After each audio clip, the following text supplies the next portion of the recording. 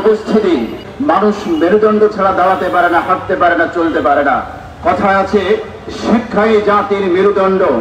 আমরা দেখতে পেয়েছি সেই কুদরতি খোদার শিক্ষা কমিশন থেকে শুরু করে বর্তমান পর্যন্ত যেভাবে শিক্ষা সিলেবাস, শিক্ষা নীতি নিয়ে টানা হেসরা করা হয়েছে, বাঙালি জাতি হিসেবে নিজের দাঁড়ানো তো দূরের কথা, লাঠি ভর দিয়ে দাঁড়ানোর যোগ্যতা আমরা অর্জন করতে পারি নাই। 1971 সালের স্বাধীনতার সুফলকে চেতনা ব্যবসায়ীরা ছিনতাই করেছিল। আমরা দেখতে পেয়েছি 2024 সালের এই স্বাধীনতাকে লালনবাদী আর মার্ক্সবাদীরা ছিনতাই করার জন্য তৎপরতা শুরু করেছে। এই দেশের আপামর জনসাধারণ এই তাদের অপতৎপরতা রুখে দেবে ইনশাআল্লাহ।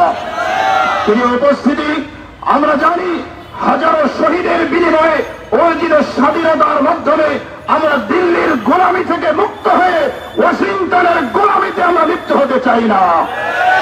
সুতরাং আমাদের বার্তা স্পষ্ট, এদেশের 90% মুসলমানের চিন্তা, চেতনা, তাহজিব, তামাদ্দুন, কৃষ্টি, কালচারকে উপেক্ষা করে যদি পশ্চিমা ধ্যান ধারণা, LGBTQ চাপিয়ে দেওয়ার নতুন করে ষড়যন্ত্র করা হয়, আরেকটা 2024 সংগঠিত হবে, আবার রাজপথ রঞ্জিত হবে, তবুও আমাদের তাহজিব, তামাদ্দুন আমরা নষ্ট হতে দেব না ইনশাআল্লাহ।